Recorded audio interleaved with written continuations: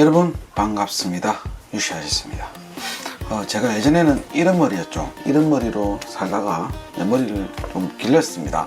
가발이라고 뭐 말씀하시는데 제가 가발을 굳이 할 필요가 있을까요? 제가 많이 쉬었죠. 사실 멘붕도 왔고 현타도 많이 왔습니다.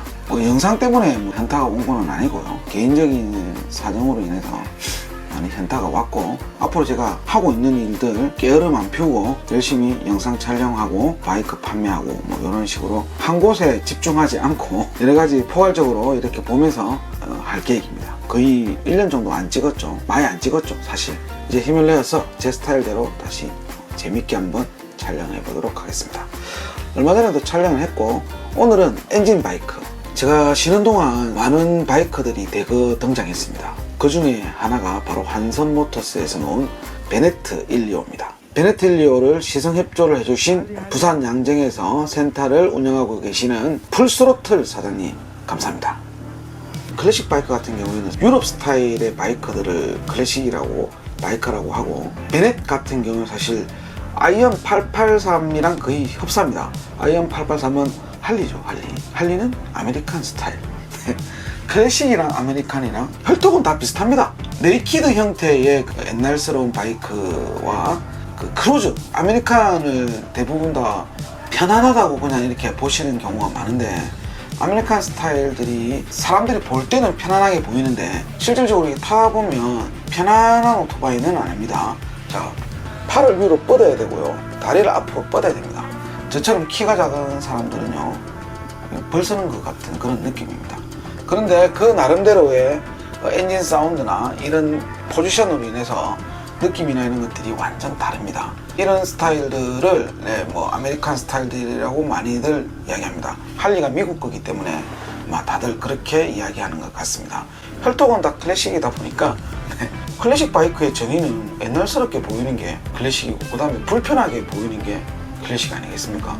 요즘 차량들 보면 불편한 게 다 없어요. 이거는 클래식이 아니라고 생각합니다. 클래식은 불편해야 됩니다. 불편해야 돼요. 저 개인적인 생각입니다. 베넷 125를 제가 처음 딱 앉았을 때 느낌은, 역시 나를 위해서 만들었구나, 저처럼 키 작은 사람들을 위해서 만든 바이크구나 라고 생각이 들었습니다.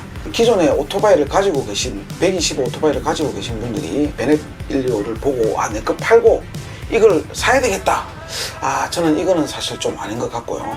125는 사실 좋아봐야 저는 다 비슷비슷하다고 생각합니다. 제가 타고 있는 매뉴얼 바이크를 버리고 이걸 가야 된다, 이거는 저는 조금 아니라고 생각합니다. 차라리 면허증이 없으시면 면허증을 이종 소용을 따시고요, 업글 하시는 게 좋을 거라고 생각됩니다.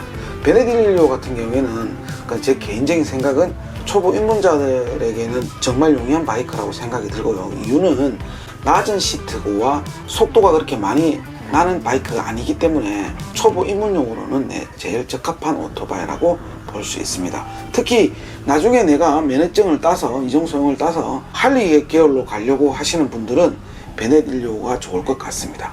포지션 자체가 거의 그쪽 계열의 오토바이랑 거의 비슷합니다. 난 나중에 아메리칸 스타일 바이크를 타고 전국 일주를 가려고 생각하시는 분들은 처음에 입문하실 때 베넷 125 괜찮습니다. 베넷 125의 엔진 필링 같은 경우에는 형태를 보고 타보니까 역시 CG125 계열의 엔진인 것 같아요. 근데 어떻게 해서 이 혼다 계열의 엔진을 사용할 수 있냐? CG125의 엔진이라고 확실하게 말할 수는 없어요. 왜냐면 내용이 적혀져 있는 게 아니니까. 그냥 타다 보니까, 오랜 경험상 타다 보니까 그런 느낌이 났다는 거지, 이게 CG125 엔진이라는 거를 엔진이다 라고 단정 지을 수는 없습니다. 그리고 제일 사람들이 걱정하고 문제라고 생각되는 부분들이, 중국에서 한국 사양의 오토바이를 만들어서 런칭을 해요. 그러고 난 뒤에 반짝 인기 딱 뜨고 나서 사라지는 오토바이들이 간혹 있습니다. 잘 모르고 그냥 이쁘다는 이유만으로 그 오토바이를 구입하게 되죠. 나중에 타다가 부속이 없을 때 이제 문제가 생깁니다. 그래서 이 베넷 125도 혹시 그런 계열의 오토바이는 아닐까, 이렇게 많이 의심할 수 있죠. 의심할 수 있는데, 한손모터스라는 곳은요, 지금 라이더분들은 사실 잘 모르는 경우가 많습니다. 근데 바이크 업계에 종사했던 사람들은 한손은 대부분 다 알고 있는 유명한 회사입니다. 그 오토바이의 부속이나 이런 것들을 띵땅 치고 수입을 안 하고 도망가는 그런 회사는 아니라고 생각됩니다. 참고로 환성모터스는요, 혹시 아시는 분들은 아시겠지만 메가젯 125라는 그 스쿠터가 우리나라에서 대히트를 쳤습니다. 지금도 아직도 많이 타고 계시는 분들도 많으시고요.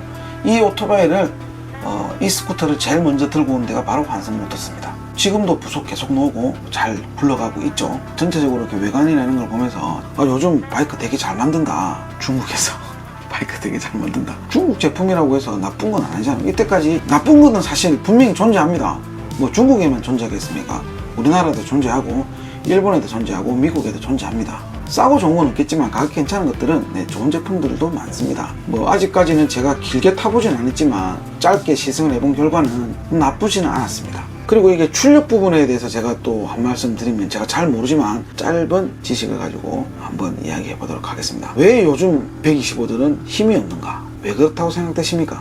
제가 이렇게 질문을 하면 안 되겠죠. 답을 해줘야 되는 사람이기 때문에 제가 추측을 해서 제가 한번 이야기를 해보도록 하겠습니다. 요즘 유로5죠. 유로5다 보니까 배출가스를 줄여야 됩니다. 배출가스를 줄여야 되면 간단합니다. 엔진 출력을 줄여야 되겠죠. 배기가스를 줄이기 위해서는 엔진 출력을 줄여야 됩니다. 출력이 줄어들어야 배출가스가 작게 나옵니다. 그래서 유로5를 대응하기 위해서 출력을 많이 줄여 놓은 겁니다. 요 속도를, 요 파워를 적응하면서 타는 수밖에 없습니다. 충분히 시내에서 재미있고 안전하게 탈 수 있는 정도의 힘은 나옵니다. 언덕이 되게 심한 곳을 제가 한번 몇 군데를 찾아서 가봤습니다. 뒤에 사람을 태우고요, 65km 정도 되는 남성을 태우고 돌아다녔습니다.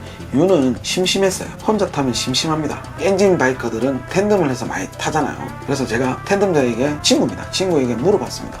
성차감이 어떠냐고. 욕을 하더라고요. 욕을 하고 허리를 막 꼬집고 헬멧을 손으로 막 쳤습니다. 그리고는 두 번 다시 뒤에 안 탄다는 말을 하더군요. 뒤에 보통 여자분들을 태울 경우도 생기고 남자분들도 태울 경우도 있겠지만 2인승이지만 뒤에는 되게 불편합니다. 근데 그 뒤에 있는 사람까지 편안하게 운행을 하려면 천천히 가는 게 사실 제일 좋습니다. 천천히. 속도가 약간 있으면 50-60km로 다니다가 방지턱이나 맨홀을 지나가면 앞에 사람은 핸들을 잡고 있기 때문에 충격이 그렇게 많이 안 옵니다. 뒤에 타는 사람은요, 그냥 충격이 바로 오기 때문에 욕하거나 꼬집거나 때립니다. 뒤에 한 명을 태웠다고 생각되면 원래 다니던 속도보다는 20%나 30% 정도 줄여서 다니시는 걸 권장해 드리겠습니다.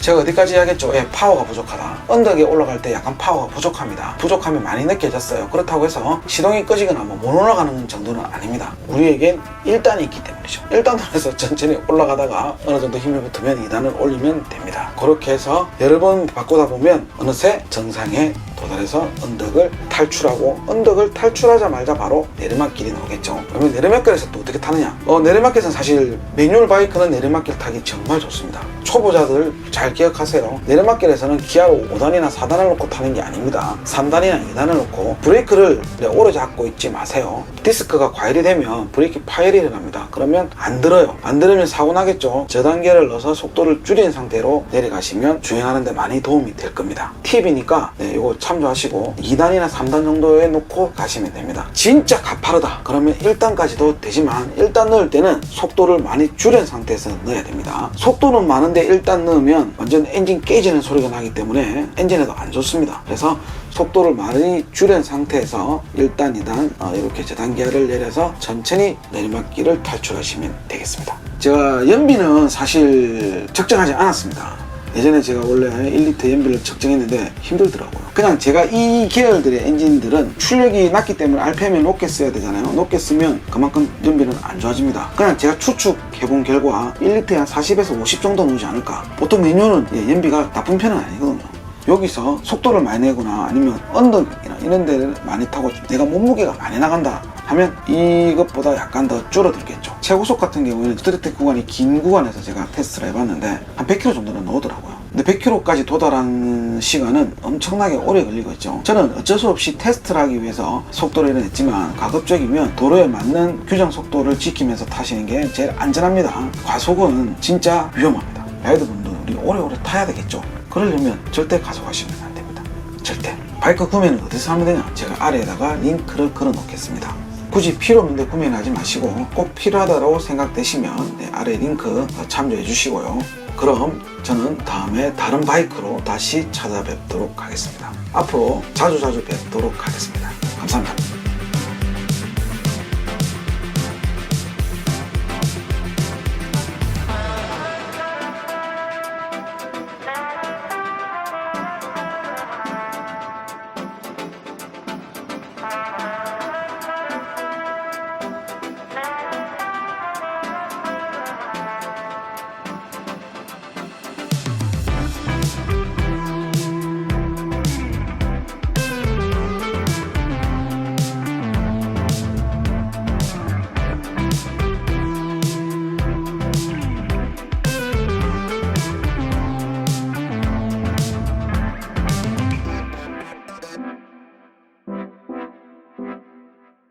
Thank